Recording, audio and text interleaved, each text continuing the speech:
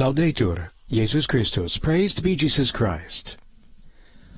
A warm welcome to all of you joining us here for a live broadcast coming to you from Nur Sultan, the capital of Kazakhstan, on the occasion of Pope Francis' pastoral journey to that Central Asian nation for the opening of the 7th Congress of Leaders of World and Traditional Religions. Right now you're seeing images from the main conference hall of the Palace of Independence, where religious leaders from around the world are gathered for this special meeting to meet together, to dialogue, and to work together for peace in our world. At this time, Pope Francis has just arrived. As you can see in the video here, our television viewers, our video viewers can see this. We'll be providing guidance as well for radio listeners as well who do not see these images. Pope Francis has just arrived and is being helped there to be seated there at this large, very large, round table with leaders from every part of the world, religious leaders there to meet and to dialogue together.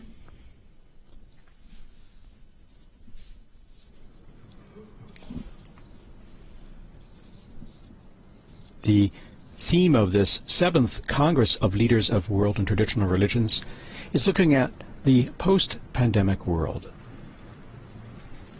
There Pope Francis is greeting religious leaders from around the world there, seated next to him. So the theme of this meeting is the role of leaders of world and traditional religions in the spiritual and social development of humanity in the post-pandemic period. There we see the President of Kazakhstan, who will be opening this meeting,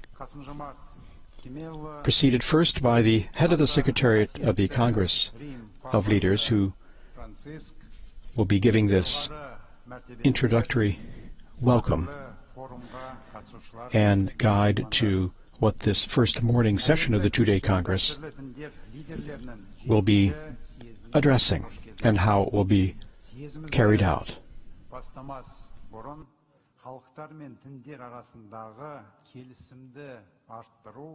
және әлемдегі қақтығыстар мен шиеленістерді тоқтату үшін жалпы үнсіз дұға. Speaking right now is the chairman of the Senate of the Parliament of the Republic of Kazakhstan there, Maulon Ashimbayev, who just introduced the theme of this World Congress. And right now,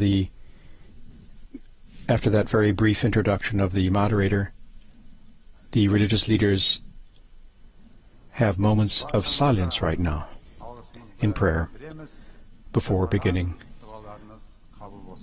the various addresses.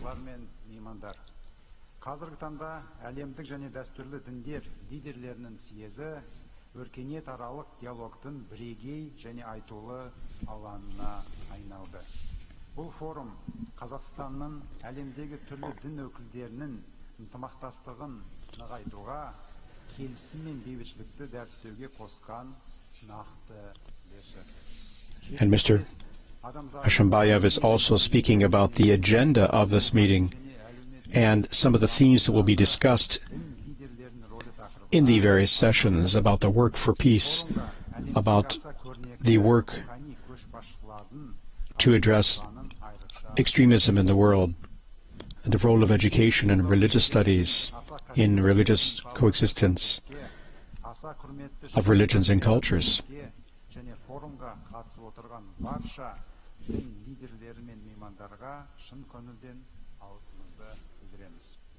Жалпы бұл съезге әлемнің 50 елінен 100-ге жуық делегация қатысып отыр.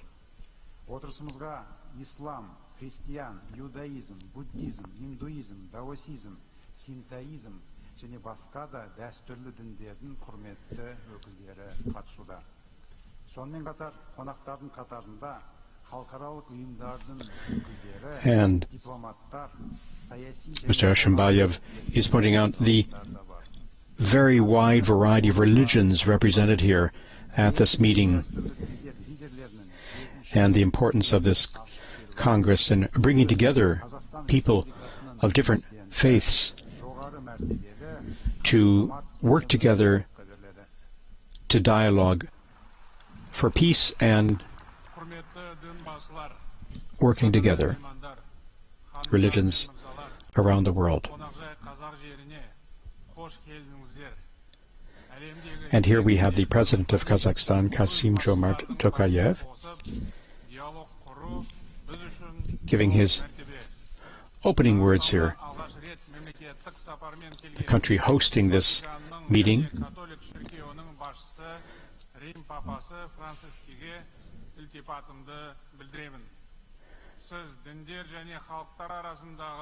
And the President is recalling Pope Francis' words yesterday when he arrived in Kazakhstan of how Kazakhstan has played also a key role in bringing together religions and promoting peace in our world.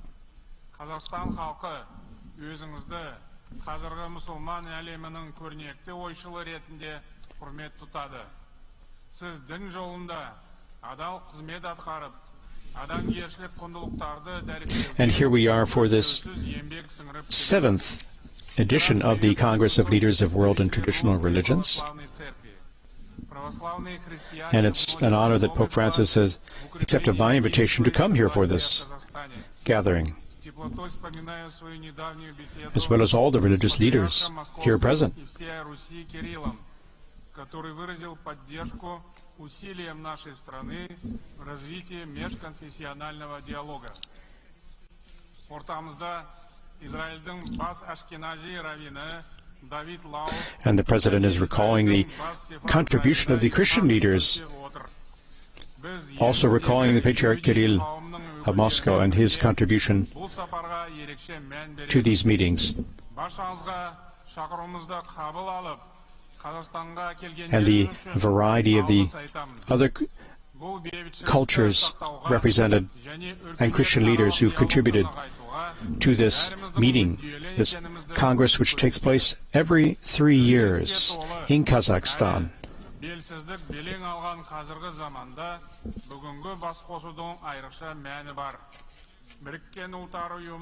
And it began first in 2003, almost 20 years now, that brings together leaders, religious leaders from all over the globe to find common points of reference to dialogue, a type of permanent international council of religious leaders.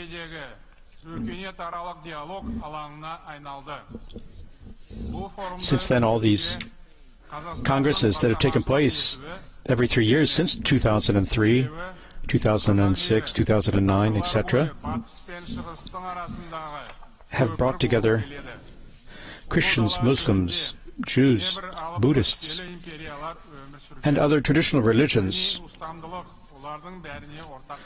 which leads to a common declaration at the conclusion of each meeting that has been published and agreed to, addressed to all people of the world, all leaders of the world.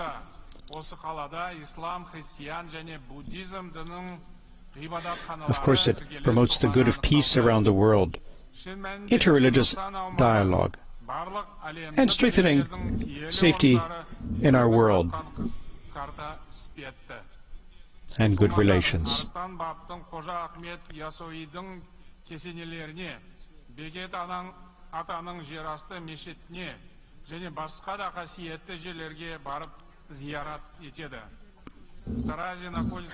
Peace, harmony, and tolerance, and peaceful coexistence and harmony are goals of these meetings and what is promoted during them and from them.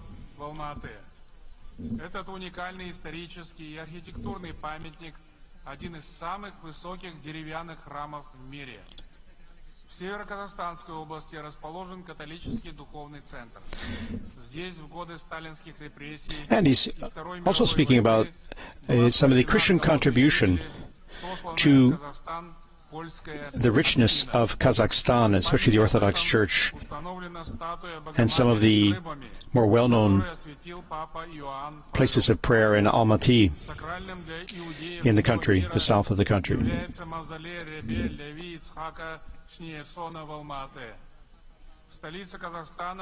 And he's also recalling other well-known places of worship, also visited by St. Pope John Paul II when he visited Kazakhstan back in 2001.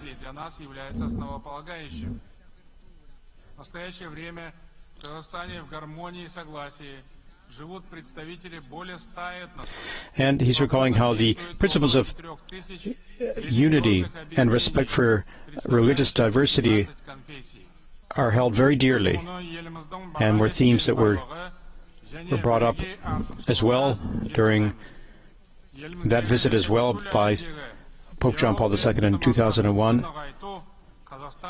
and what they also aim to do to help create unity and harmony among religious leaders and to express that to the world as a sign and a concrete sign of the unity and common desire for peace there is in our world.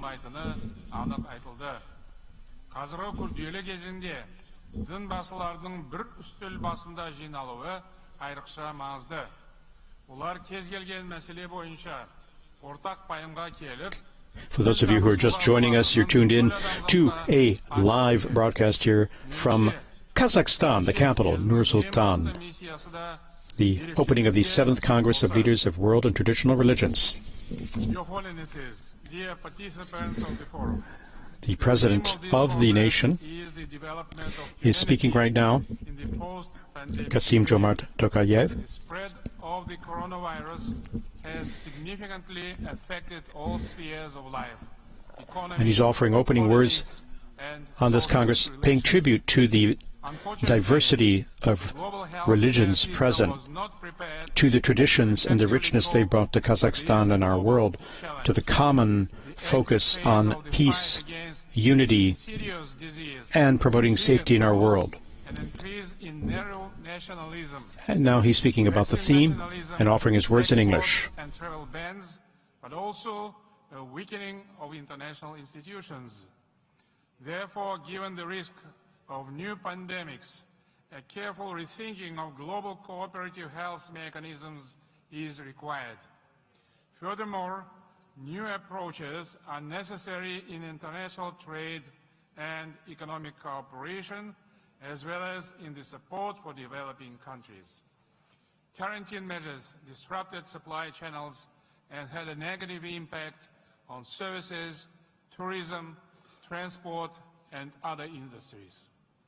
The crisis hit developing economies hardest, reinforcing poverty and inequality, accelerating global inflation. We are faced once again with food shortages in the least developed regions of the world. At the same time, geopolitical confrontation between major powers has intensified, increasing tensions in different parts of the world. The previous system of international security is collapsing. Extremism and terrorism remain serious threats. The sanctions-induced energy crisis threatens the achievement of carbon neutrality we had just set. This is not a goal we can afford to ignore.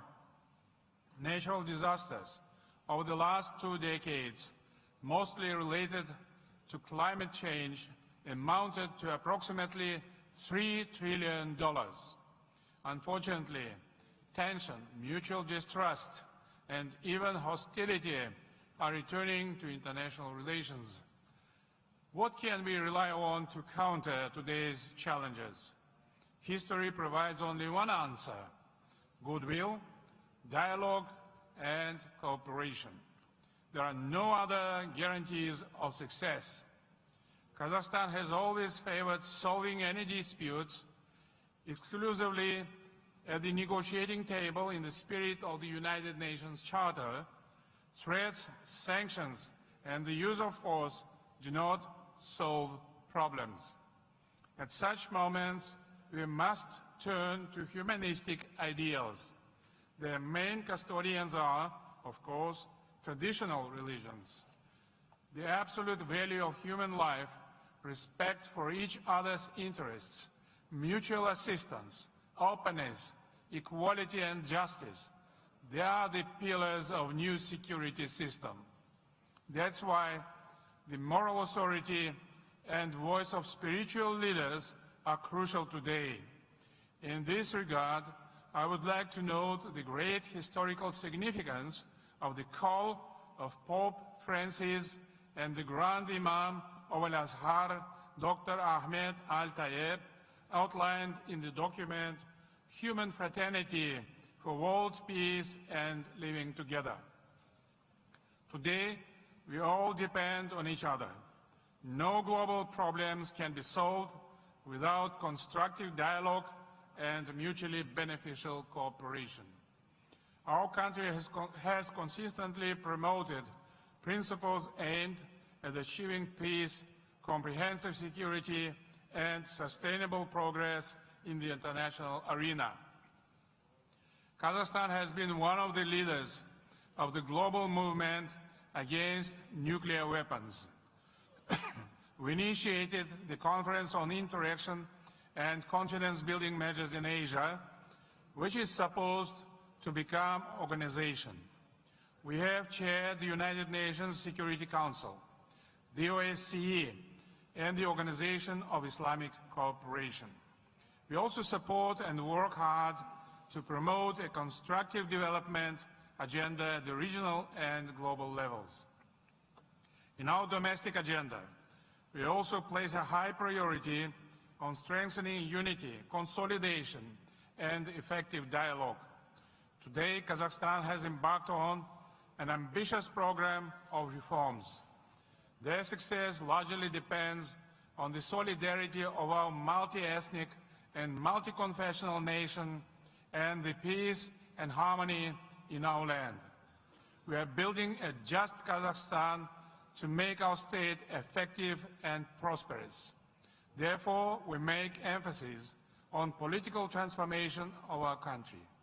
Our new economic policy is aimed at ensuring a more fair distribution of the national income and increasing the welfare of all citizens equally. We want international trade and investment partnerships to be drastically enhanced. In the energy and extractive industries, we consistently raise environmental requirements and expand the use of renewable energy sources. Your Holiness, dear participants of the Congress, the challenges we face today require an understanding of the role of religions and spiritual leaders in global processes. In this regard, I would like to present several themes for discussion. Firstly, all traditional religions share a set of basic principles: the sacred value of human life, mutual support, and the rejection of destructive rivalry and hostility. I am convinced that these principles should form the basis of a new world system today. We need a fundamental modernization and harmonization of theoretical concepts and practical approaches in culture, politics, economics, and society.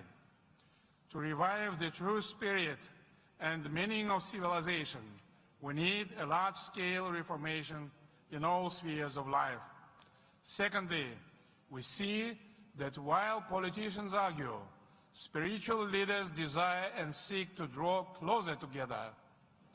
This is a pivotal trend. It is the efforts and dialogue of spiritual leaders that can eventually show humanity a way out of the current confrontation. The experience of this large-scale dialogue strengthens spiritual leaders to actively pursue various peacemaking initiatives. This is essential to ending military conflicts and the suffering of people in conflict zones around the world. Spiritual leaders are the guardians of the conscience of humanity. Therefore, who better than you to show the way to mutual trust, goodness, and peace. Now more than ever, humanity is in need of solidarity. To build a new system of international security, we all need a new global movement for peace. I believe the role of spiritual leaders in this matter is paramount. Thirdly, given that we now live in a digital world, it is important to systematically promote the ideals of humanism and enduring spiritual values. We see how new technologies are radically changing all spheres of human life before our eyes. The pandemic has only accelerated and deepened this process. Digital communications, the internet, and social networks play a huge positive role erasing borders between people in all countries of the earth. But at the same time, we observe how societies are being fragmented and polarized under the influence of digital technology. For many, the virtual world already replaces the real one. Therefore, in the new digital reality, it is necessary to raise the question of cultivating spiritual values and moral guidelines in a new way. The cult of knowledge and education without the right system of education of the younger generations will not lead humanity to universal progress and prosperity. Religion has always fulfilled the basic function of education. The Quran, the Bible, the Torah, and other scriptures are imbued with ideas of humanism, compassion, and mercy. They reject aggression and radicalism, condemn violence, and preach tolerance and moderation. The high mission of religious leaders in the modern era is to bring these fundamental truths to the people. Құрметті съезге қатысушылар, қазіргі күрделі кезеңде съездің тарихи мәні артып отыр. Өйткені халықтар арасындағы келісімді нығайтып, пандемиядан кейінгі әлемде әділетті қоғам құру бәрімізге ортақ міндет. Осы орайда ашық диалог орнату өте маңызды. Дін көшбасшыларының 7-ші съезі And the President, continuing now in his native language, saying Kazakhstan will always endeavor to contribute to world peace,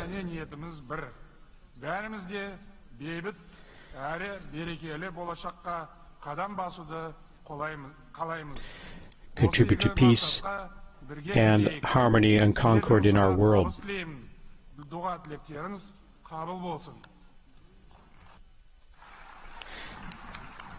And we must base all of this on mutual trust and cooperation to move forward together for peace in our world. And now the moderator, Mr. Ashimbayev, after the President's introductory words there, is going to pass the word on to the religious leaders, and Pope Francis is there present, seated at the very, very large round table with religious leaders from around the globe, seated there next to the President. Почетному гостю и участнику съезда, выдающемуся мировому духовному лидеру, главе государства Ватикан и католической церкви, его святейшеству Папе Римскому Франциску.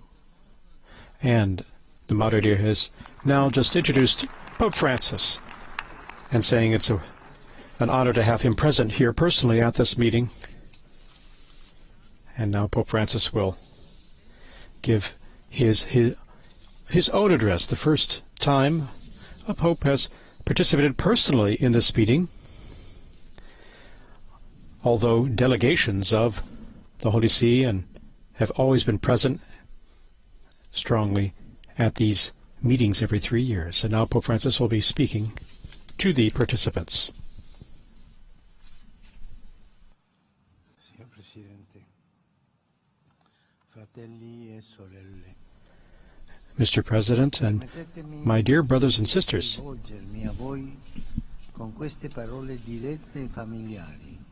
let me address you in this direct and familiar way, brothers and sisters, for that is how I would like to greet you all, religious leaders and authorities, members of the diplomatic corps, and of international organizations, representatives of academic and cultural institutions, of civil society, and various non-governmental organizations.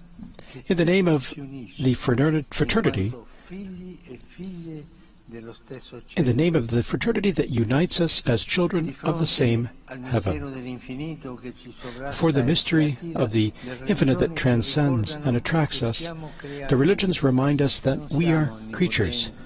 We are not omnipotent, but men and women journeying towards the same heavenly goal. Our shared nature as creatures thus gives rise to a common bond, an authentic fraternity. It makes us realize that the meaning of life cannot be reduced to our own individual interests, but is deeply linked to the fraternity that is part of our identity. We mature only with others and thanks to others. Dear leaders and representatives of world and traditional religions, we are meeting in a country traversed down the centuries by great caravans. In these lands, not least through the ancient Silk Route, many histories, ideas, faiths, and hopes have intersected. May Kazakhstan be once more a land of encounter between those who come from afar. May it be a new route centered on human relationships, on respect, sincere dialogue, respect for the inviolable dignity of each human being, and mutual cooperation. A route that is fraternal, to be traveled together towards the goal of peace. Yesterday I spoke using the image of the dombra.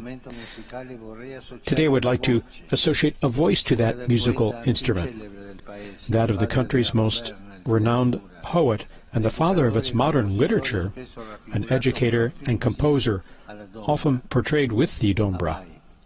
And this is Abai, 1845 to 1904, when he lived, as he's popularly known, Abai. He's left us writings that are steeped in religious devotion and reflect the noble soul of this people, its sage discernment, its yearning for a peace found through humble questioning, and its pursuit of a genuinely humane wisdom, never closed-minded, but open to being inspired by a variety of experiences. Abai challenges us by asking a timeless question. What is the beauty of life if one does not go deep? Another poet, pondering the meaning of life, placed on the lips of a shepherd in these vast lands of Asia an equally essential question. Where will this, my brief wandering, lead? Questions like these point to humanity's need for religion. They remind us that we human beings do not exist so much to satisfy earthly interests, or to weave purely economic relationships, as to walk together as wayfarers, with our eyes raised to the heavens. We need to make sense of the ultimate questions, to cultivate a spirituality We need, as Abai says, to keep the soul alive and the mind clear. Dear brothers and sisters, the world expects us to be examples of souls alive and minds clear. It looks to us for an authentic religiosity. It's time to realize that the fundamentalism defiles and corrupts every creed. Time for open and compassionate hearts. It's also time to consign to the history books the kind of talk that, for all too long, here and elsewhere, has led to distrust and contempt for religion, as if it were a destabilizing force in modern society. These lands are all too familiar with the legacy of decades of state-imposed atheism, that oppressive and stifling mentality for which the mere mention of the word religion was greeted with embarrassed silence. But religion is not a problem. It's part of the solution for a more harmonious life in society. The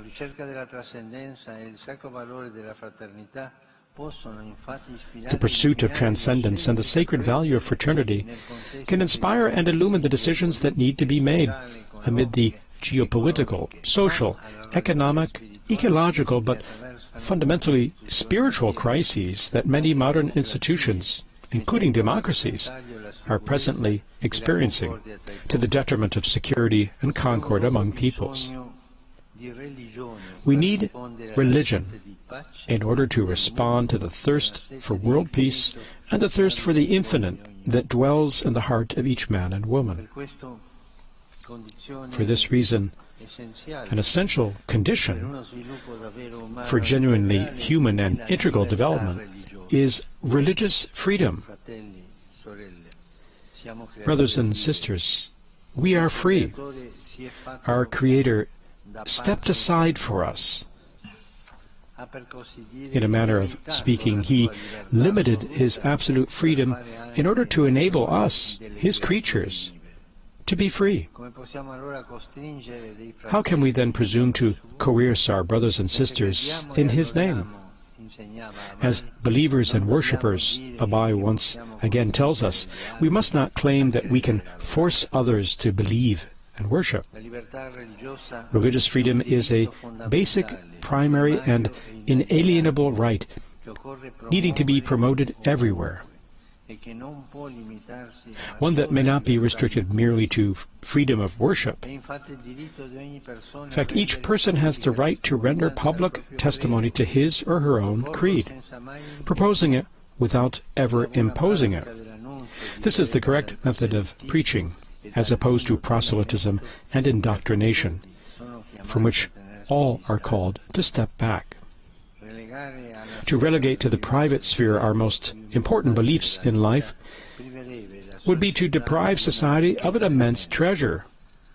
On the other hand, to work for a society marked by the respectful coexistence of religious, ethnic, and cultural differences is the best way to enhance the distinctive features of each, to bring people together while respecting their diversity, and to promote their loftiest aspirations without compromising their vitality. So in this way we see both the perennial importance of religion and its relevance for our own time, which Kazakhstan has impressively brought to the fore in the past 2 decades by hosting this worldwide Congress. The present meeting invites us to reflect on the role we are called to play in the spiritual and social development of humanity in this post-pandemic world. The pandemic between vulnerability and responsibility represents the first of 4 global challenges that I would like to set forth.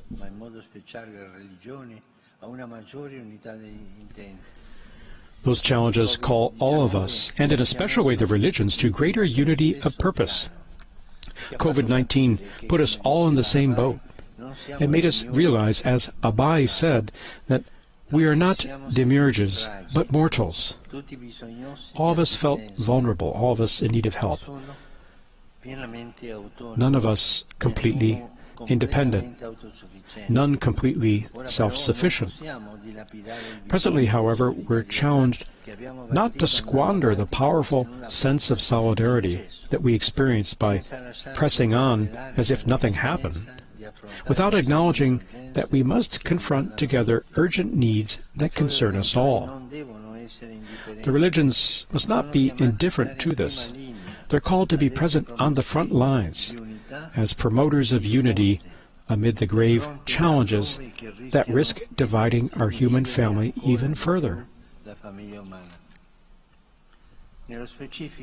Specifically, it's up to us who believe in the divine to help our brothers and sisters at the present time not to forget our vulnerability, not to fall into illusions of omnipotence fostered by a technological and economic progress that is of itself insufficient, not to let ourselves be entangled in the web of profits and earnings as if they were the solution to every evil, not to back an unsustainable development that fails to respect the limits imposed by creation, and not to let ourselves be taken in by the superficial allure of consumerism, since material goods are for man and not man for material goods.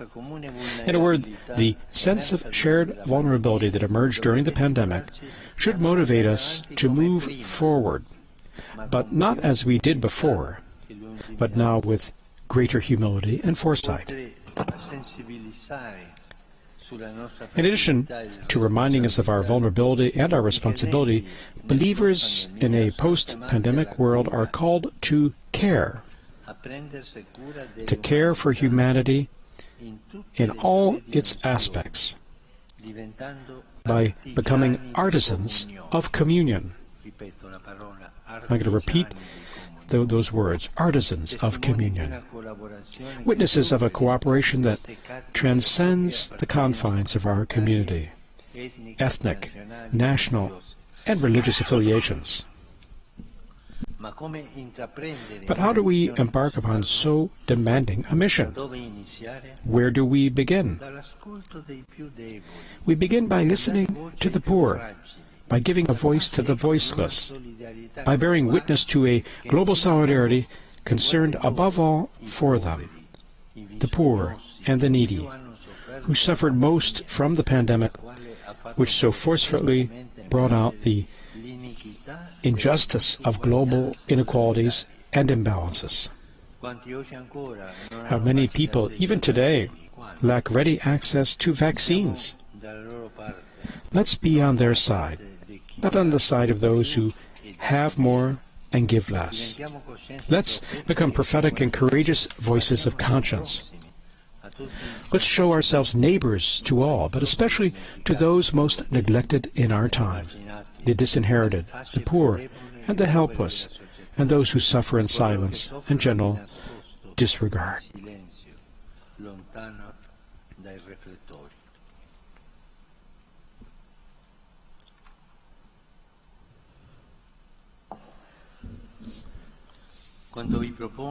What I propose is not only a path to greater attentiveness and solidarity, but also a path to healing for our societies. Because poverty is precisely what enables the spread of epidemics and other great evils that flourish on the terrain of poverty and inequality.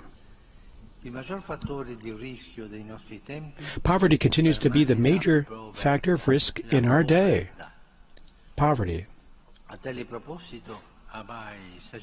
And with great sagacity, Abai asked, can those who are hungry keep a clear mind and show diligence in learning? Poverty and quarrels breed violence and greed. As long as inequality and injustice continue to proliferate, there will be no end to the viruses even worse than COVID, the viruses of hatred, violence, and terrorism. And this brings us to the second global challenge, one that has a special claim on believers, the challenge of peace.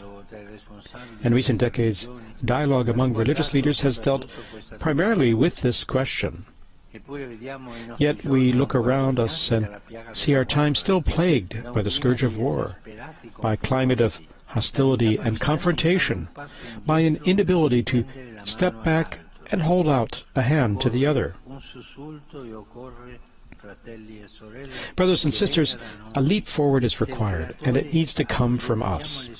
If the Creator, to whom we have devoted our lives, is the author of human life, how can we, who call ourselves believers, consent to the destruction of that life?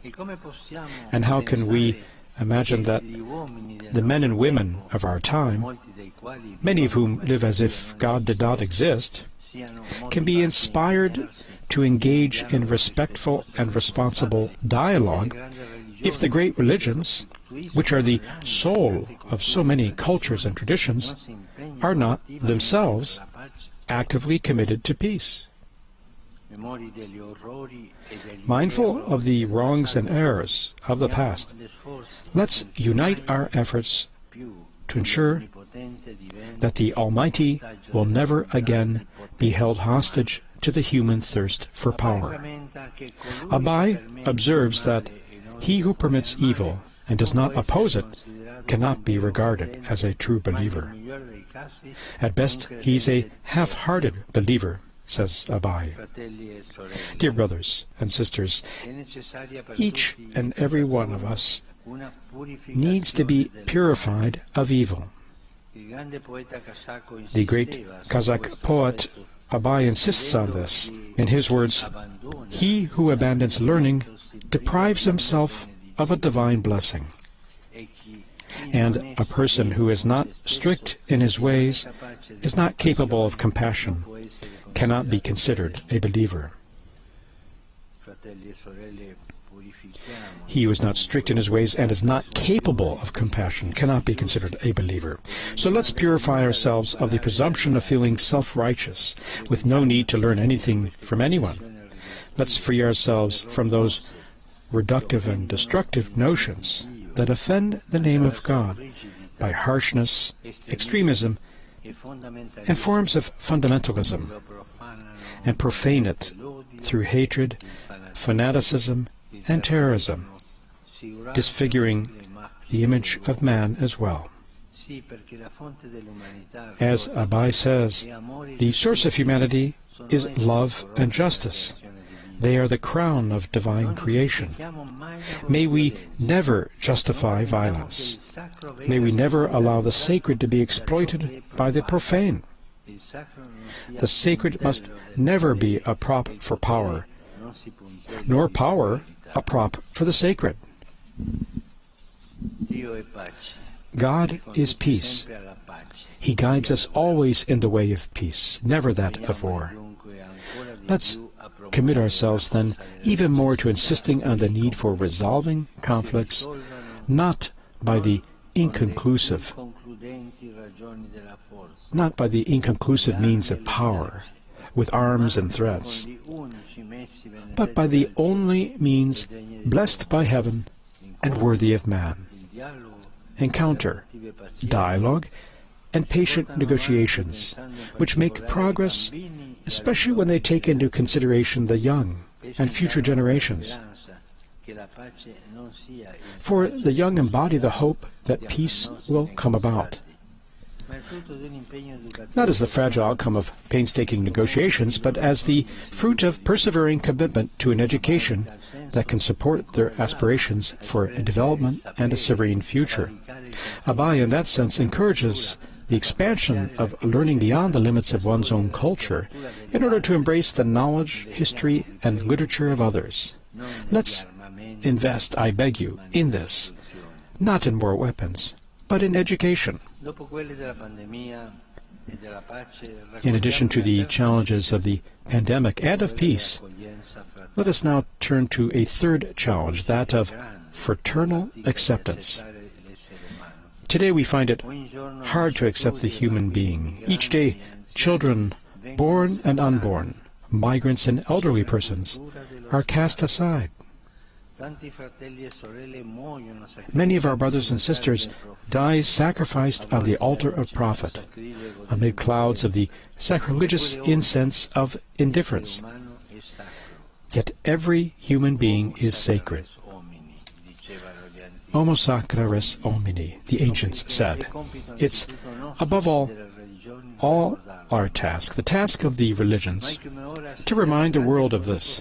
And now, as never before, we are witnessing massive displacements of people due to war, poverty, climate change, and the pursuit of a prosperity that our globalized world advertises, yet is often difficult to attain. A great exodus is taking place as people from the most poverty-stricken areas of our world struggle to reach those that are more prosperous. We see this every day, all the migratory phenomena happening. This is not just another item on the daily news. It's a historic event demanding concordant and far-sighted solutions. To be sure, we instinctively defend our own hard-won securities and close our doors out of fear. It's easier to suspect strangers, to accuse them and condemn them, than it is to get to know and understand them. Yet it's our duty to be mindful that the Creator, who watches over each of His creatures, exhorts us to regard others as He does, and in them to see the face of a brother or a sister.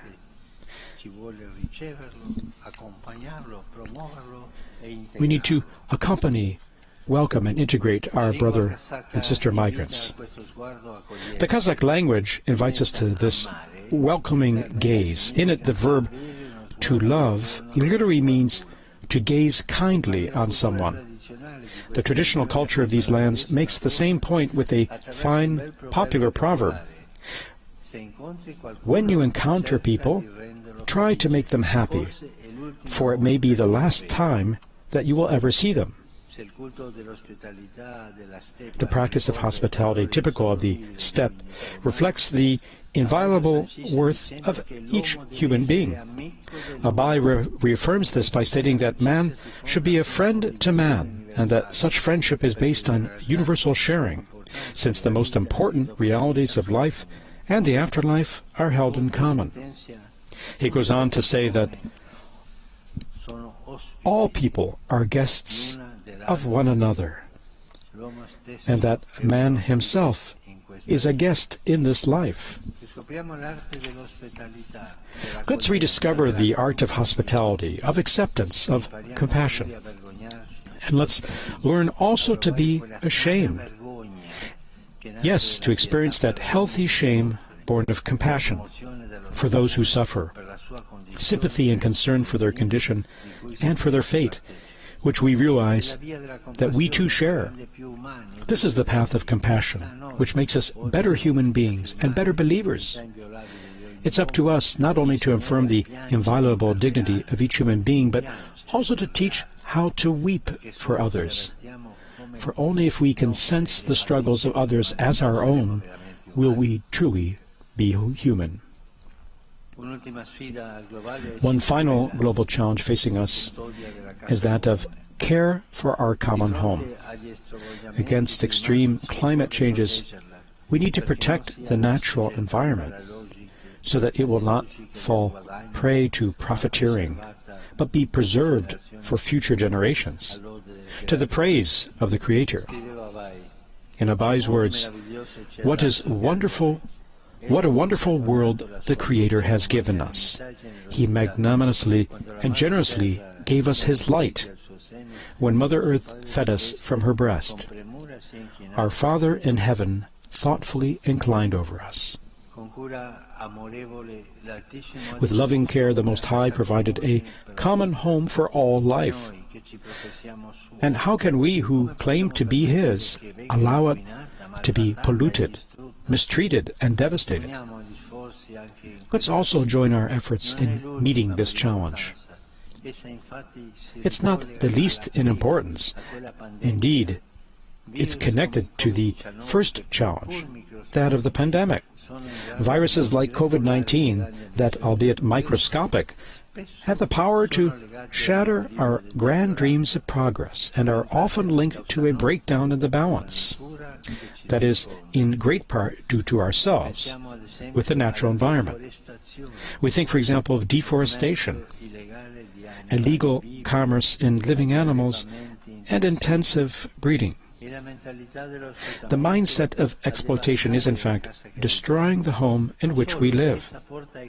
And not only that, it's leading to an eclipse of the respectful and religious vision of the world willed by the Creator.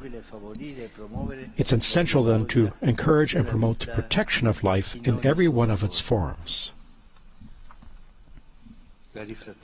Dear brothers and sisters, let's go forward together, so that the journey of the religions may be increasingly marked by friendship. Abai said that a false friend is like a shadow.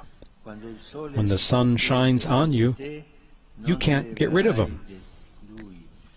But when clouds gather over you, he is nowhere to be seen.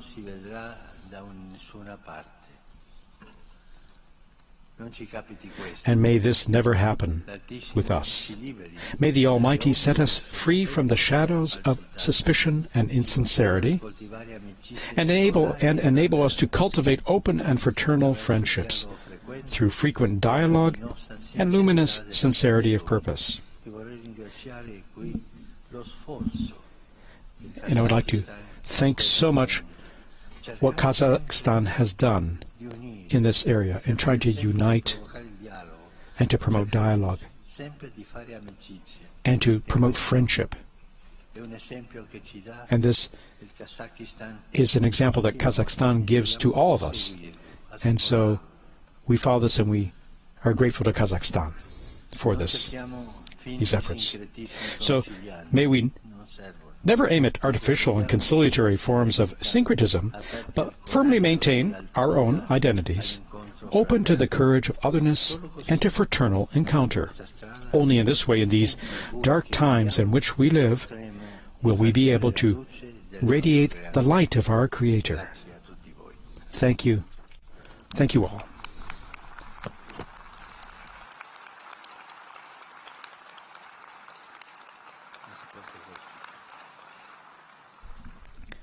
Pope Francis concluding his address at our meeting, and now the moderator is telling us about the next steps in the meeting.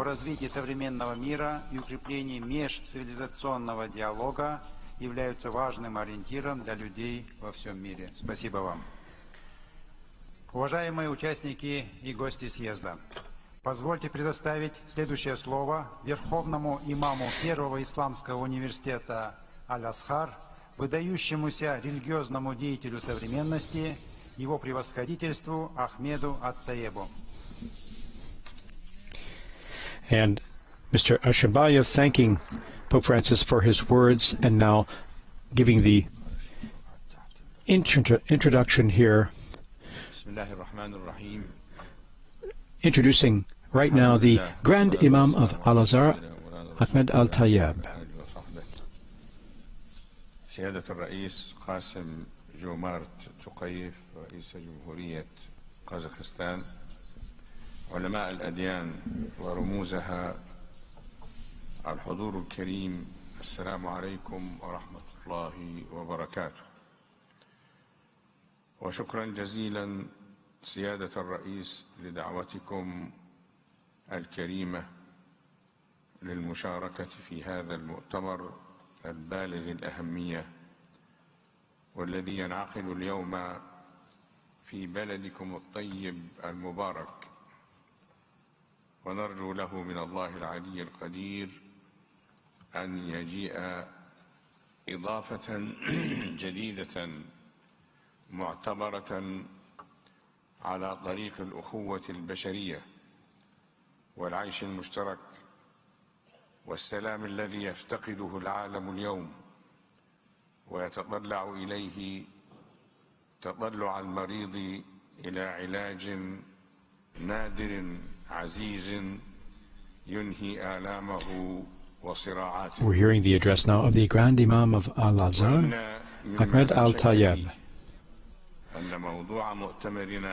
giving his address, and of course he with Pope Francis signed together the document on human fraternity for world peace and living together.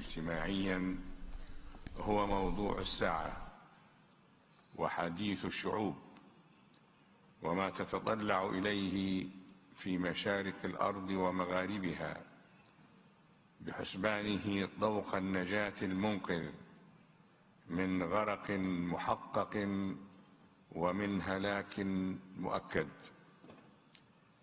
وبخاصة بعدما بدأ العالم في التعافي من آثار جائحة كورونا التي أودت بحياة ما يقرب من 15 مليون نسمة، والتي ما كاد يفيق العالم من كوابيسها حتى دهمته جوائح وكوارث أخرى طبيعية وسياسية بل واقتصادية صنعها الإنسان بيده وبدافع من أنانيته المفرطة وأطماعه الواسعة وضميره الميت.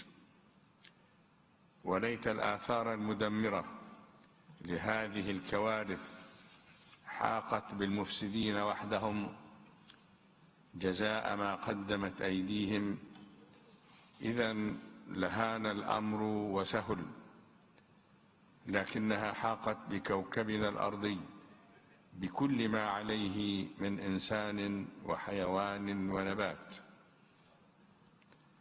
ومن المدهش أن يحدثنا القرآن الكريم عن هاتين الظاهرتين وعن تداعياتهما منذ ما يقرب من 15 قرنا من الزمان، ويقول عن ظاهرة تدخل الإنسان في إفساد الأرض وما يحيق به بسبب تدخله.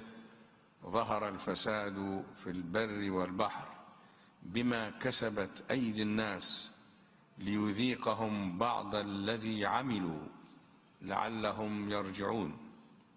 ويقول عن الظاهرة الثانية: واتقوا فتنة لا تصيبن الذين ظلموا منكم خاصة واعلموا أن الله شديد العقاب. وما أظنني في حاجة لتذكيركم أيها السادة الفضلاء بما تعانيه البشرية اليوم من رعب وخوف بسبب التغير الفجائي في ظواهر الطبيعة والمناخ، والمتمثل في ارتفاع درجة الحرارة وحرائق الغابات وارتفاع منسوب المياه في البحار والمحيطات وتهديد المدن بالغرق والسيول وجفاف بعض الأنهار ونفوق كثير من الكائنات الحية وأزمات الطاقة وغير ذلك مما نراه بأم أعيننا على وسائل التواصل صباح مساء. وكذلك ما حاق بنا في الآونة الأخيرة من ممارسات سياسية استعلائية استكبارية هزت أركان الاقتصاد الدولي وأصابت الدول الغنية والفقيرة على السواء بما لم يكن في حسبانها من أزمات ضاحنة طالت لقمة الخبز وجرعة الماء، فضلا عن ترويع الآمنين وقتلهم وتهجيرهم وإجلائهم عن ديارهم وأوطانهم. نعم، لست في حاجة إلى التذكير بشيء من كل ذلك، فهو واقع معيش لا يتمارى فيه إلا المترفون الغافلون المكذبون. ولكني أذكر بأن هذه الكوارث هي من صنع إنسان هذه الحضارة، وبسبب مما اقترفته يداه عن عمد وغطرسة ولا مبالاة بالآخرين، وأن هذا الإنسان التائه الضائع ما كان ليقدم على اقتراف هذه الجرائم لولا اجتراؤه على مقدسات لم يحدث أن اجترأت عليها أمة من الأمم في مسيرتها الحضارية على امتداد التاريخ.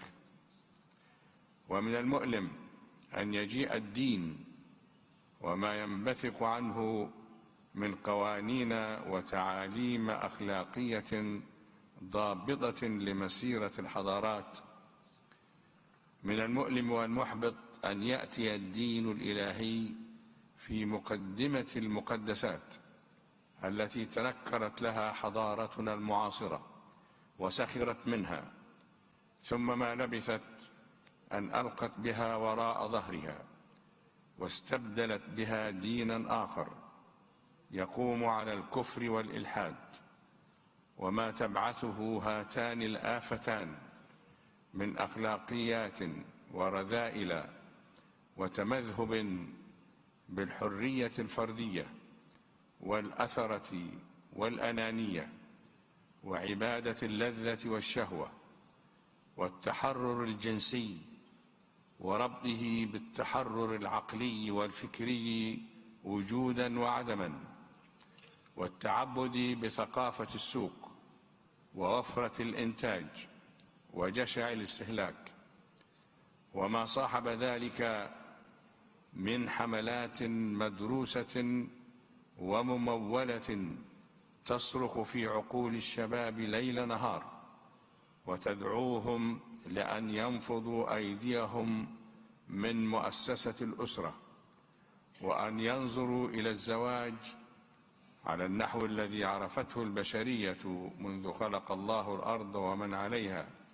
وإلى وقت الناس هذا، ينظر إليه على أنه خدعة كبرى لا تليق بثقافة الأجيال الجديدة، وعلى الشباب أن يتحرر منه ومن قيوده التي سجنته فيها الأديان والأعراف الإنسانية، وعلى المرأة ألا تخجل من أن تتزوج بامرأة مثلها أو يكون لها أكثر من زوج، وعلى الرجل مثل ذلك.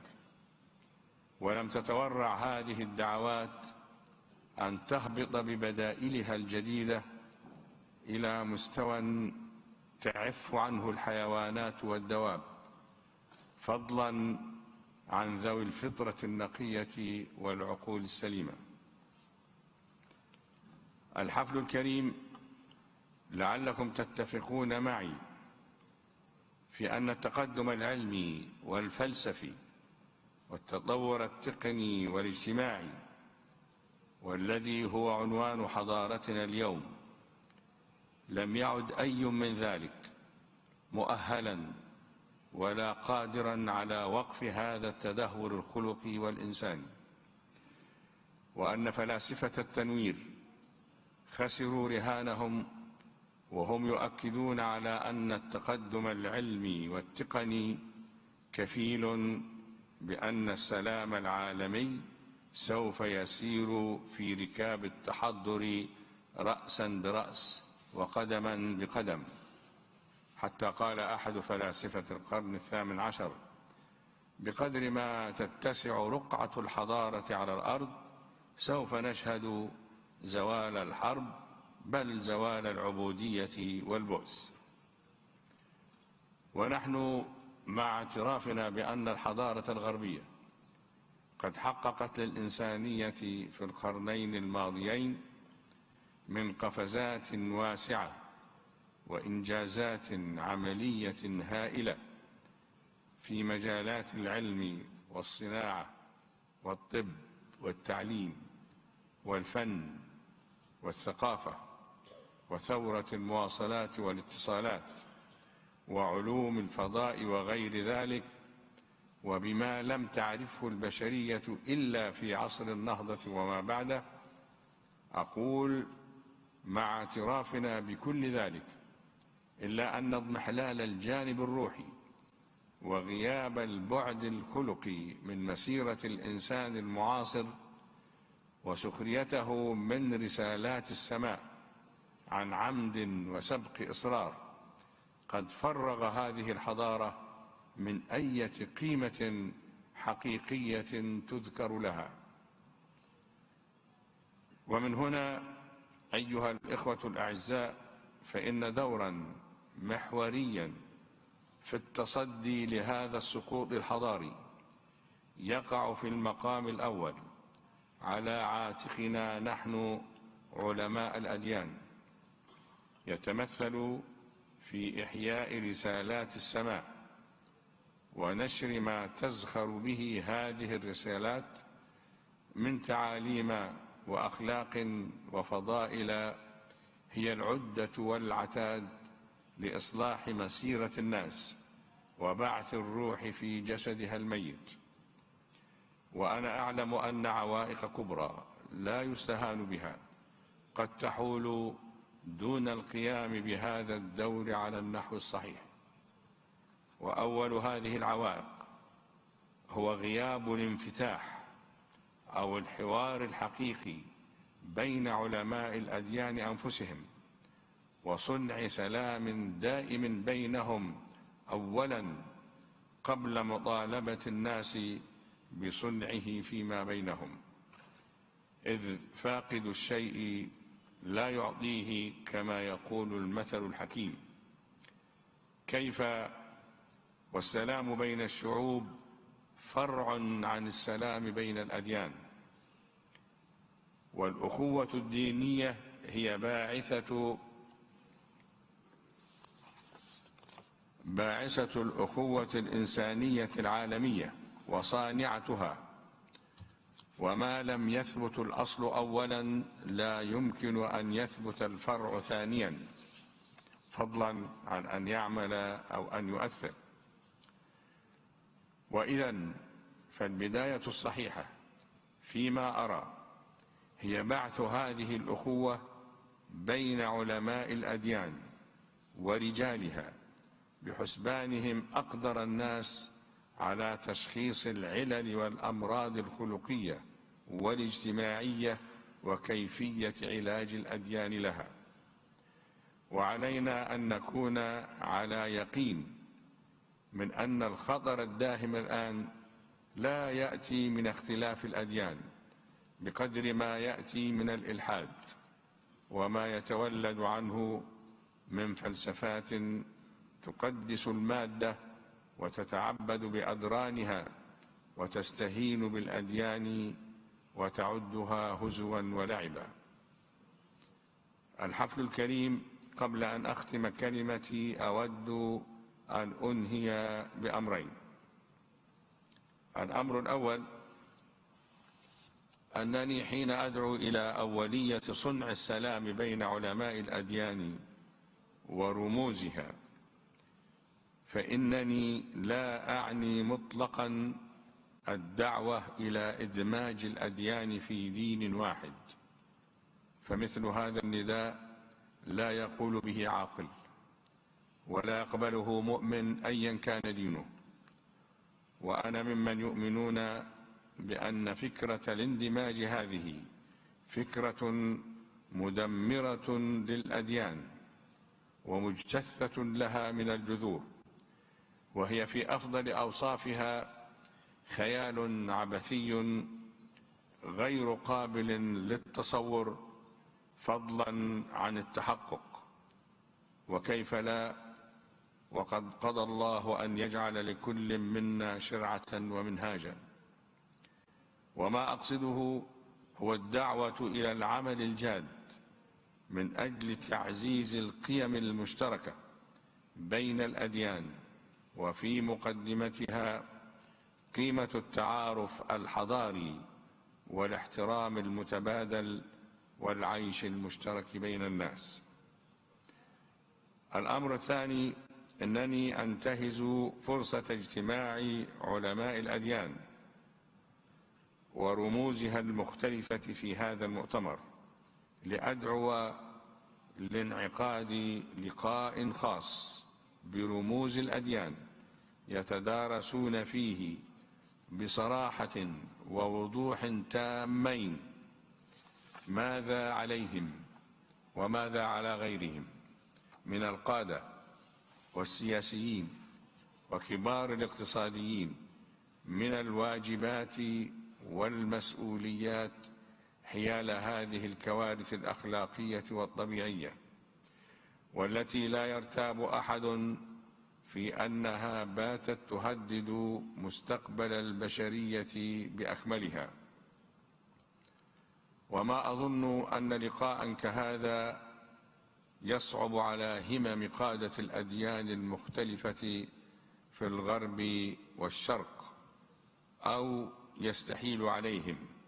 ولنا في تجربة وثيقة الأخوة الإنسانية ما يشجعنا على ذلك، فقد كان توفيق الله تعالى كبيرا في إتمام وثيقة الأخوة الإنسانية، تلكم التي جاءت كأول ميثاق إنساني بين المسيحيين والمسلمين في عصرنا الحديث، لتتأكد النظرية التي يؤمن بها الأزهر من قديم الزمان ويدعو إليها في كل مكان، وهي أن كل لقاء جاد مسؤول بين رموز الأديان يتحول لا محالة إلى طوق نجاة للحضارة الإنسانية حين تحاول أعاصير الشر زعزعة أركانها أو اقتلاعها من جذورها.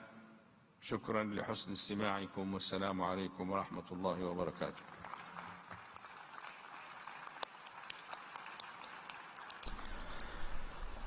And that concludes the address given by the Grand Imam of Al-Azhar, Ahmed Al-Tayyib, which we left for those from the Arabic-speaking world to be able to hear without translation on top of it. And now the moderator, Mr. Ashram Baya, is introducing the next leader to speak at this gathering of world leaders of religion and traditional faiths. Ваше превосходительство, глубоко уважаемый Касым Жомарт Кемелевич, Ваше святейшество, Ваше блаженство, уважаемые участники съезда лидеров мировых и традиционных религий. В первую очередь я хотел бы огласить текст приветственного послания, которое я направил в адрес настоящего Высокого Собрания, предстоятеля Русской Православной Церкви, святейший патриарх Московский и всея Руси Кирилл. Ваше превосходительство, глубоко уважаемый Касым Жомарт Кемелевич, уважаемые лидеры и представители религиозных общин, государственные и общественные деятели, дорогие братья и сестры. Сердечно приветствую всех вас, собравшихся на гостеприимной казахстанской земле для участия в работе 7-го съезда лидеров мировых и традиционных религий. Нынешний форум посвящен роли религиозных лидеров в духовной и общественной жизни людей в постпандемийные времена. Нет сомнений в том, что сегодня человечество переживает один из сложнейших периодов современной истории. К вызовам, порожденным пандемией коронавирусной инфекции, добавились продовольственные, энергетические и экономические проблемы, вызванные попытками построить Russian Orthodox Metropolitan Anthony, giving his address at this meeting of world and traditional religions. О справедливости в международных отношениях, но и к жестокому противостоянию, к военным конфликтам, к распространению терроризма и экстремизма в разных концах света. Сегодня людям, как никогда прежде, сложно ориентироваться в потоке информации, сопротивляться идеологическим внушениям, сохранять трезвый ум и душевный мир.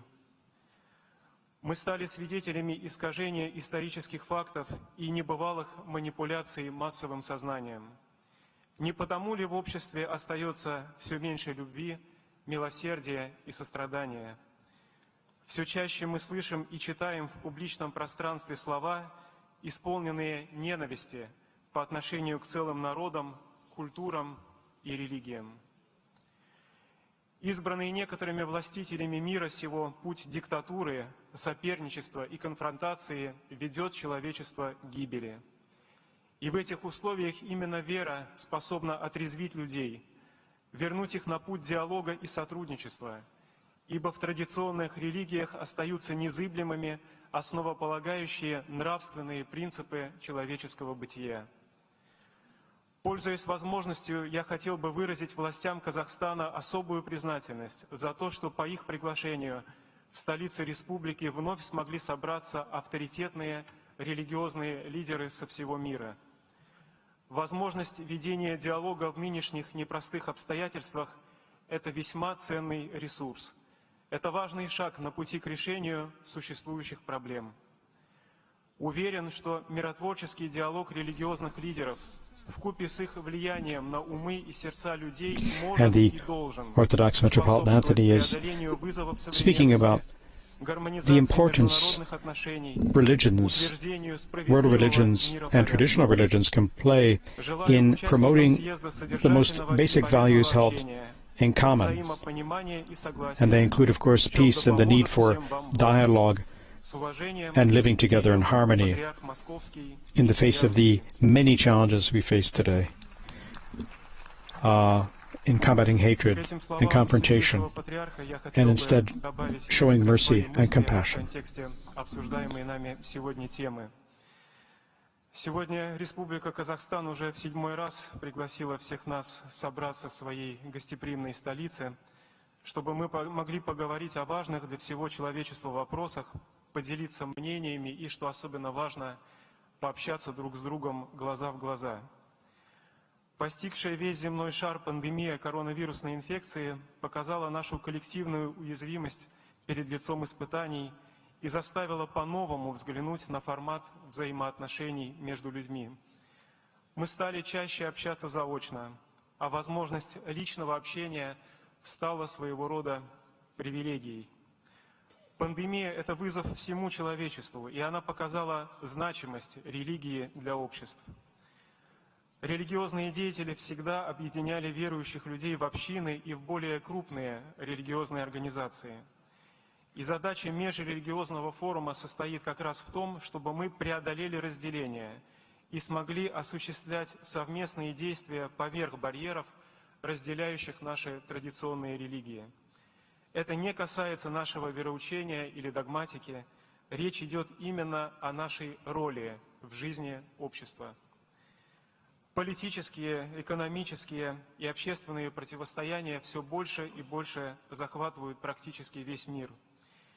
Мы призваны к тому, чтобы строить такой мир, где не будет людей первого и второго сорта, где не будет гегемонов и сателлитов, но будет мир, построенный на высших нравственных ценностях, дарованных нам Всевышним.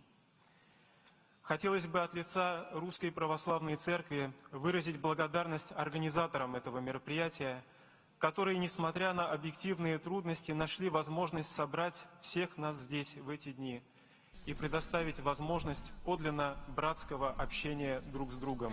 And we're hearing about the importance of how world and traditional religions can help unite humanity and overcome our divisions, and the importance of working together in this process despite the huge challenges, as we've seen, even those presented by the pandemic that we are coming out of.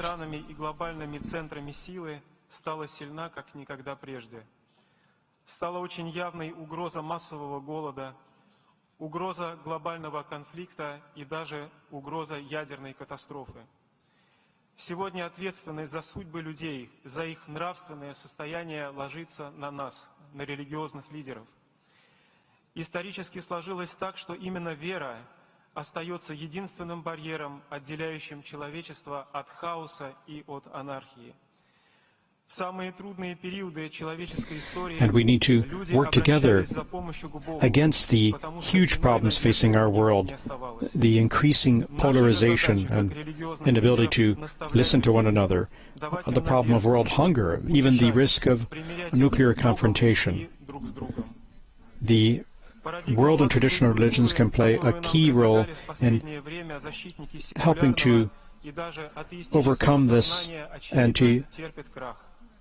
В unite этой системе together to ценностей всё dialogue построено на to try поклонении and человеку face как these высшему problems существу. facing humanity. Это влечет за собой таким образом поклонение его желаниям, страстям и порокам. Культ эгоцентризма влечет за собой вымывание ценностей брака, семьи, почтение к старшим. Он влечет за собой возвышение человеческих пороков и девиаций над ценностями здорового человеческого общества, которые были вдохновлены Создателем и сохранялись тысячелетиями. И можно быть совершенно уверенным в том, что сегодняшние события на мировой арене, включающие угрозу голода и войны, это не что иное, как следствие потакания человеческому пороку. Давайте зададимся вопросом, почему мировое сообщество так мало волнует ситуация в так называемых странах третьего мира. Почему те, кто формирует общественное мнение, молчат о гонениях на христиан в некоторых странах Африки и Азии, об угрозах голода в бедных странах? Почему нет серьезного отношения к проблемам терроризма и экстремизма, которые приобретают особенный размах во время кризисов и потрясений? Я надеюсь, что в ходе настоящего форума участники смогут обсудить многие острые и даже неудобные вопросы, которые ставят нам сегодняшний день. Конечно же, ответ на все эти вызовы невозможен без широкого диалога религиозных лидеров, без умения слушать и слышать друг друга. Поэтому диалог религий, широкое развитие религиозного образования, сплоченность верующих на основе общности моральных основ – это лучший ответ на вызовы современности. Нам важно не забывать о том, что религия вне политических границ. Любая религиозная традиция предполагает для человека не только внутренний мир, но и мир внешний. Потому что человек, который не находится в мире с Богом и с самим собой, не может находиться в мире с другими людьми. И здесь мне хотелось бы напомнить слова Христа. «Возлюби Господа Бога твоего всем сердцем твоим и всей душою твоей». The Russian Orthodox Metropolitan Anthony is underscoring how important dialogue and listening is and can offer and can be key instruments as the best way to face the difficulties in our world today. He's also president of the Department of Foreign Affairs of the Patriarchate of Moscow. Пожелать всем участникам съезда успешных и плодотворных трудов на благо мира. Благодарю за внимание.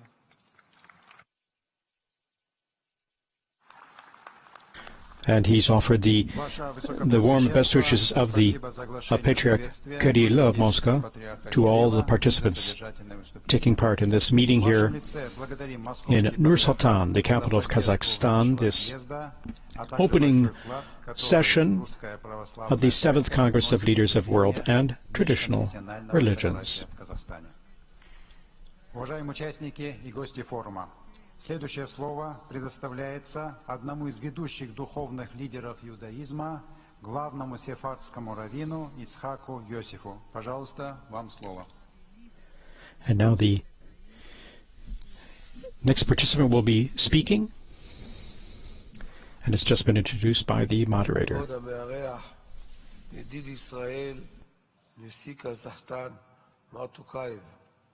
כבוד מנהיגי הדתות בכל רחבי העולם, איש איש לפי כבודו וכפי מעלתו. באתי לכאן מירושלים, עיר הקודש, העיר החשובה ביותר לכל הדתות. We're hearing Yitzhak Joseph, the chief Sephardic rabbi of Israel. להשכנת שלום בעולם.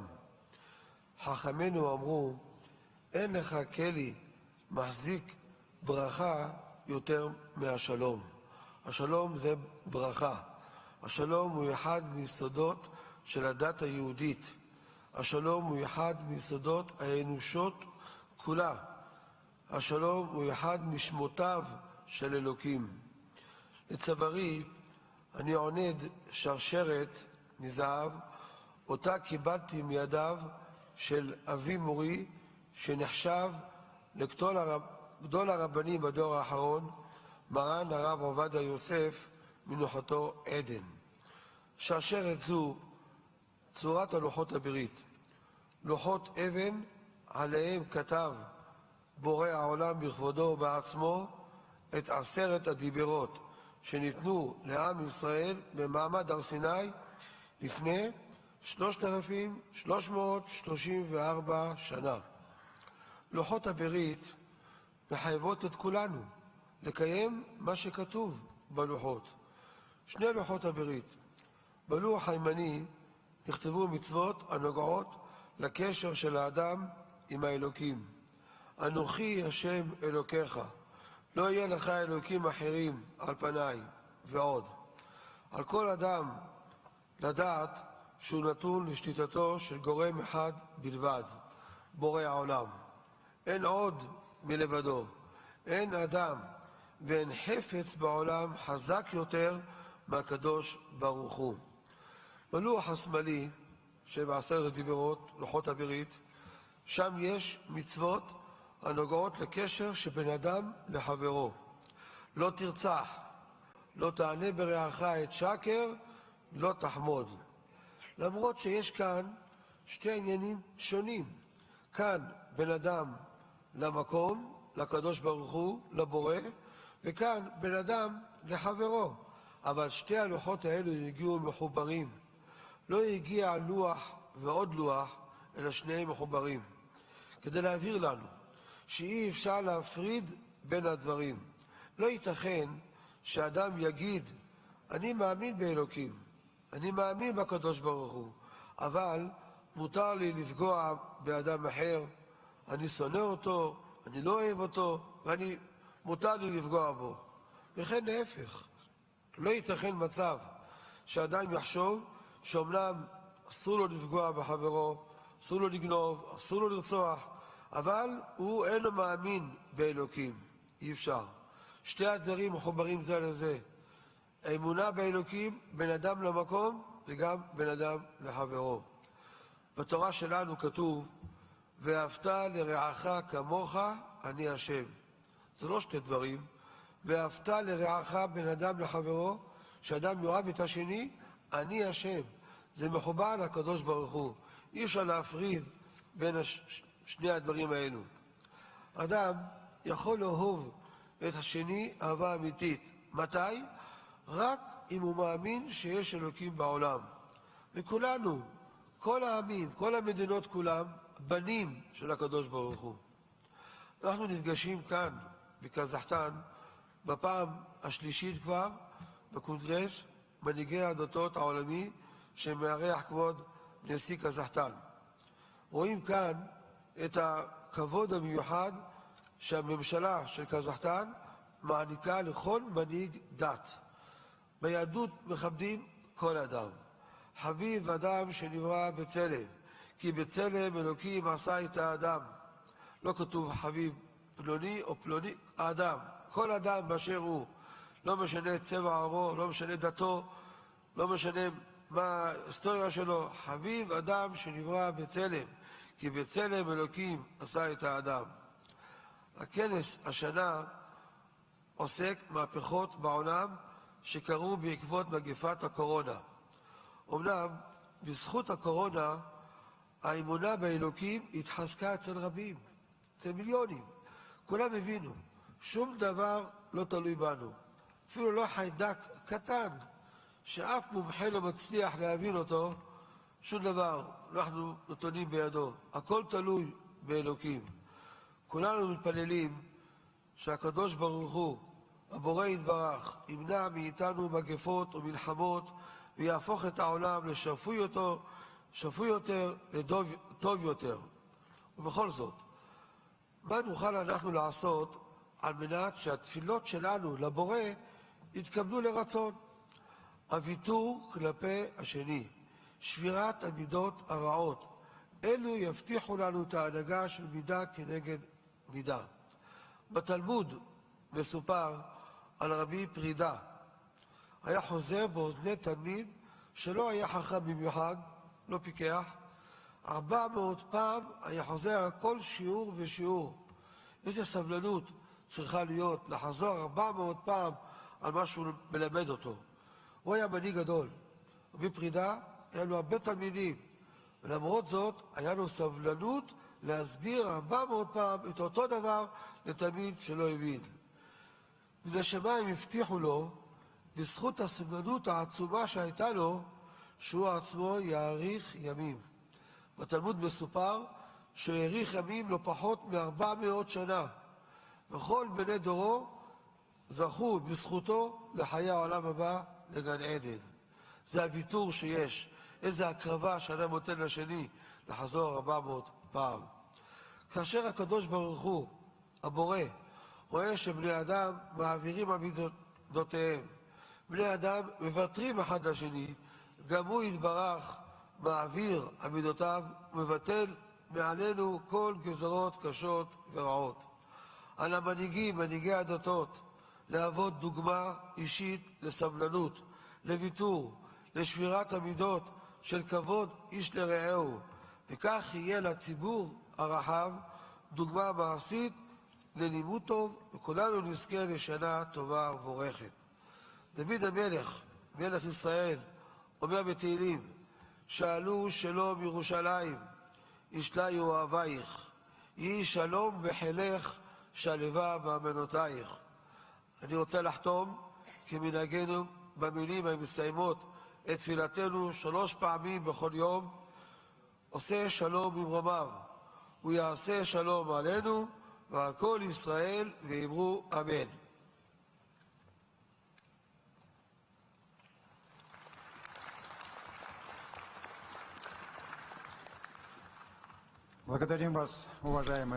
And we just heard Yitzhak Yosef, the chief Sephardic rabbi of Israel, and we've left the international sound for those listeners and viewers who are tuning into this live feed or watching on demand so that they can hear their interventions in their own languages.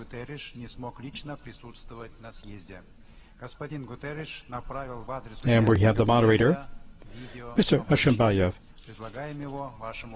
speaking about this meeting. I'm pleased to greet the 7th Congress And now we of have World and Traditional Religions. the UN Secretary General's I commend the government of Kazakhstan words. for hosting this meeting, bringing together state actors and eminent religious leaders. We count on faith actors to use their moral voice and spiritual authority to promote mutual respect, compassion, and unity, to resolve differences peacefully, to recognize diversity as a richness, to stand in solidarity with one another and with generations to come. In these trying times, we need this spirit more than ever. Our world is engulfed by wars and conflict, humanitarian emergencies and environmental crises, hunger and poverty. Hate speech and discrimination based on religion or belief continue to spread. I ask faith leaders to promote non-violence among their communities and reject xenophobia, racism, and all forms of intolerance. We can meet the test of our time and build a better world for all by coming together as one human family, sharing burdens, solving problems, and seizing opportunities. I deeply appreciate your many contributions and the profound perspective you bring to advance the work and common values of the United Nations. I am grateful for your activism, your wisdom, and your faith in our common humanity. Thank you.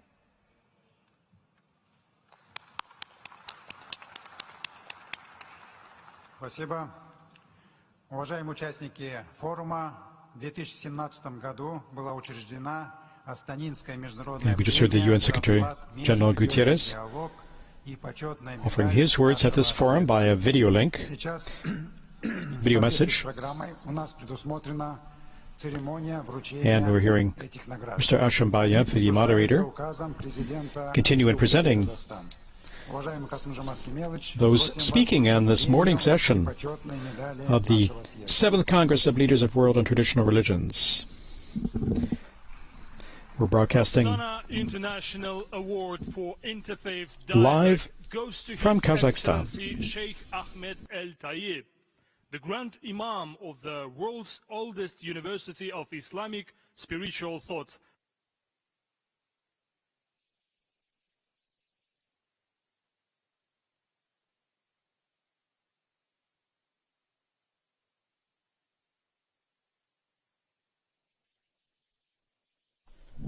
And for those of you who are joining us live here, you're tuned into a live broadcast coming to you from Nur-Sultan, the capital of Kazakhstan, of the 7th Congress of Leaders of World and Traditional Religions. We've heard the morning session. We've heard the opening address there of the President of Kazakhstan, Kassym-Jomart Tokayev, welcoming leaders from around the world. Over 100 delegations and 50 countries represented at this gathering that takes place every 3 years there, and hosted all this time by Kazakhstan, by the nation there, and now almost in its 20th year. And so this is the 7th meeting with Pope Francis taking part personally. In the previous meetings, the Holy See, the Vatican, has sent high-level delegations to participate in this meeting that looks at how world religions can promote peace, how we can work together for a better world, for a world marked by peace and fraternity. Pope Francis gave his address, and by the way, that address will be, of course, available on VaticanNews.va and Vatican.va. It's a very detailed speech that you will find there, along with all updates on this papal journey to Kazakhstan. That brings us to a close to this broadcast. We thank you all for joining us, and we look forward to having you again for the next event coming up in just a few hours, the Mass with the community there, Catholic community in Kazakhstan, in the capital. My thanks to my technicians and colleagues for making this possible, and to all of you, of course, for joining us here. Laudetur Jesus Christus, praised be Jesus Christ.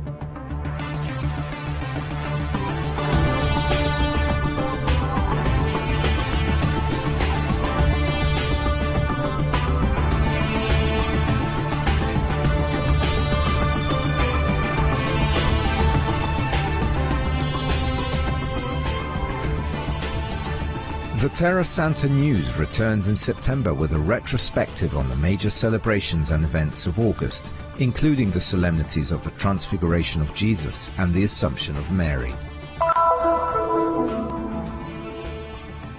At the Shepherd's Field in Beit Sahur, where angels announced to shepherds the birth of Jesus, the new Pilgrim and Visitors Center was inaugurated.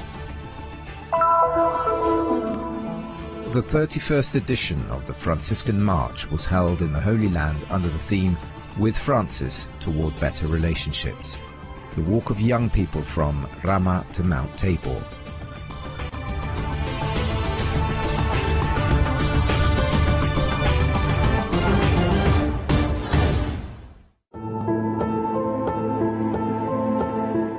Christians in the Holy Land, together with pilgrims, climbed Mount Tabor to celebrate the solemnity of Jesus' Transfiguration. Tabor stands out from the other mountains in Galilee with its height of 500 meters above sea level and dominates the surrounding plain. In keeping with tradition, the celebration took place at the place where the Gospels recount the event of Jesus' transfiguration